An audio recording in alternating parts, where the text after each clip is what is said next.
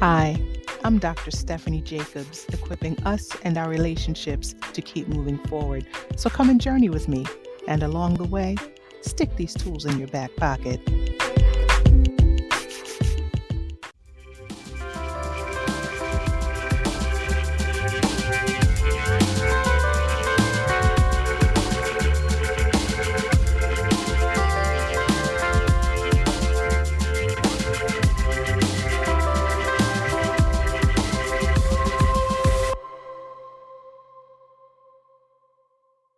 It often begins quietly, not with shouting, but with a sigh, an eye roll, a serious side eye, shade, a taunt, a sneer, a dismissive hand wave, or a sarcastic remark that lands just a bit too sharp.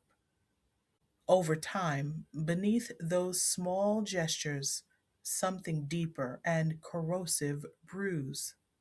It's called contempt. Contempt isn't just frustration or anger. It's a way of seeing another human being as less than yourself, a cold conviction that says, I'm above you. It hides behind humor, silence, or indifference, but what it really communicates is disdain. In relationships, romantic, family, friendship, or professional, it's one of the most corrosive forces there is. And it doesn't only poison the connection, it seeps into the heart of the one who feels it, hollowing out warmth, empathy, and peace. Contempt rarely arrives overnight. Instead, it grows quietly, feeding on the disappointments and resentments that never find honest words. Maybe an expectation keeps going unmet, or a boundary remains crossed. Perhaps you've carried hurts that felt too small to name, but too real to forget. Over time, those unspoken moments start whispering, why should I care anymore?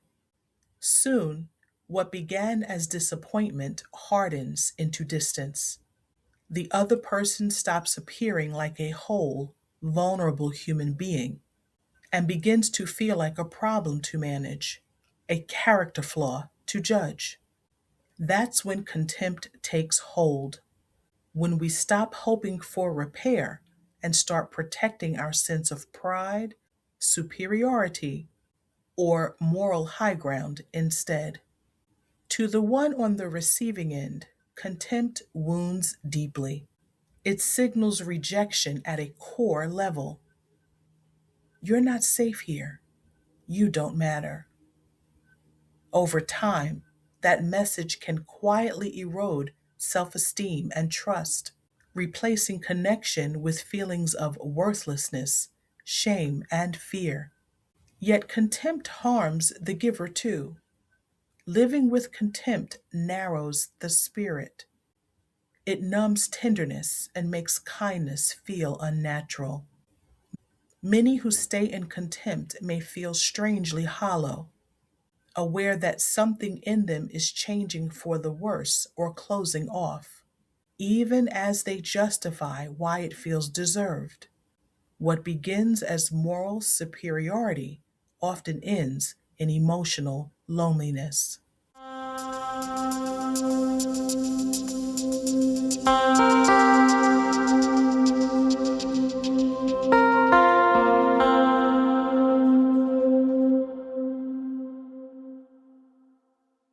The way out begins with awareness, the quiet honesty of noticing contempt in yourself without turning away.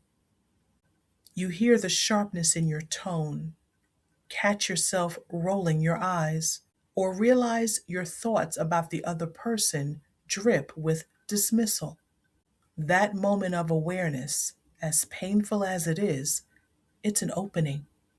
Healing contempt isn't about pretending away frustration or forcing politeness. It means finding the courage to voice your needs with gentleness, instead of blame, to say, I feel hurt and need this to change, rather than, you always do this. It means practicing empathy, remembering that the other person has fears and longings too, even if they show them clumsily. At the core of this healing is learning to see another's humanity as equal to your own. That means looking past defenses, mistakes, or differences, and recognizing that the same fragility, hope, and longing for dignity that live in you live in them too. When you can look at someone and remember, this person's inner world is as real as mine, contempt loses its grip. Equality of humanity does not erase accountability. It simply restores compassion where condemnation once lived. Healing also calls for gratitude, reminding yourself of what's still good, what once drew you close, or what you might appreciate if you paused long enough to see it. Conflicts, too, need gentle confrontation. Avoiding them only feeds resentment. When we begin to talk openly, without weapons and without sarcasm, the heart starts to thaw. Over time, accepting differences becomes part of the healing. You stop expecting others to mirror your instincts or meet every need, learning instead to honor your separateness without contempt. And when contempt feels too heavy to untangle alone, leaning on therapy, coaching, or spiritual guidance can help you rebuild that lost capacity for respect. Contempt is not just a communication issue, it's a matter of the heart. It grows in the soil of pain and pride, and only heart level work can uproot it. Healing requires facing the grief beneath the disdain, seeing the other's humanity again, and sometimes forgiving yourself for the harshness you've carried. When contempt softens, something sacred returns. Respect begins to rebuild, even if closeness does not. You start to feel more like yourself, warmer, lighter, freer. In releasing contempt, you are not letting someone off the hook.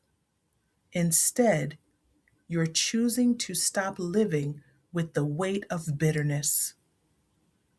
When respect returns, even quietly, connection within yourself and others has a chance to grow again. Contempt often hides beneath intellectual justifications or familiar tones of detachment, but underneath, it's asking for healing, not proof. Where have you noticed contempt showing up silently? Perhaps in a relationship, or a team dynamic, or even in your own self talk. What might begin to shift if you met it with curiosity instead of judgment? Listen, I'd love to hear how this awareness shows up in your work, life, or relationships.